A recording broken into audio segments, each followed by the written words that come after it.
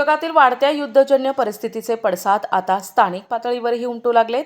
America आणि इस्रायलने केलेल्या हल्ल्याच्या निषेधार्थ भारतीय कम्युनिस्ट पक्ष जिल्हा काउन्सिलच्या वतीने सोमवारी अमरावतीच्या जिल्हाधिकारी कार्यालय चौकात राज्यव्यापी निदर्शनं करण्यात आली. युद्ध नको, शांती हवी असा संदेश देत कार्यकर्त्यांनी केंद्र सरकारच्या परराष्ट्र धोरणावरही प्रश्नचिन्ह उपस्थित केलंय.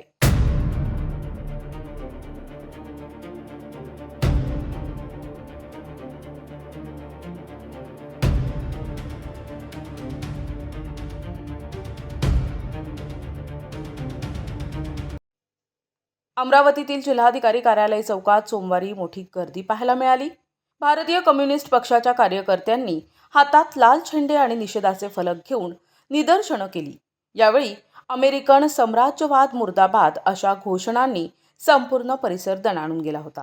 पश्चिम आशियातील तणावामुळे मानवी हक्कांचे उल्लंघन होत असून हे युद्ध तात्काळ थांबविण्यासाठी जागतिक समुदायाने पुढाकार घ्यावा अशी मागणी यावेळी करण्यात आली.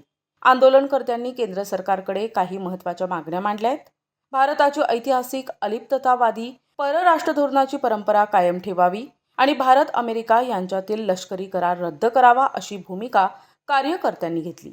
भारताने या हल्ल्याचा आंतरराष्ट्रीय स्तरावर तीव्र निषेध करावा असेही यावेळी सांगण्यात आले. या आंदोलनात तुकाराम भस्मे, डॉक्टर ओमप्रकाश कुटमाटे, सुनील मेटकर, सागर दुर्योधन यांच्यासह अनेक कार्यकर्ते सहभागी झाले होते. अमरावतीतील या आंदोलनाद्वारे कम्युनिस्ट पक्षाचे जागतिक संघर्षाच्या मुद्द्यावर स्थानिक स्तरावरून केंद्र सरकारचे लक्ष वेधण्याचा प्रयत्न केला आहे.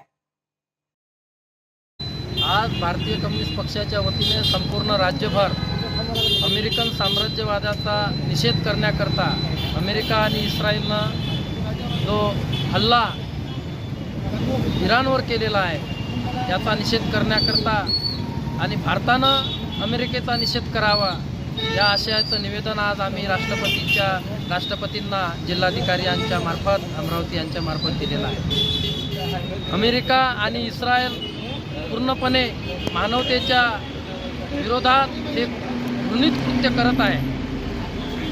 जगावर युद्ध लाटण्याचं काम अमेरिकेनं केलं आहे आणि याचे संपूर्ण दुष्परिणाम जगातल्या भारतातल्या कष्टकरी वर्गावर होणार आहेत. निश्चितच महागाईमध्ये प्रचंड वाढ होईल.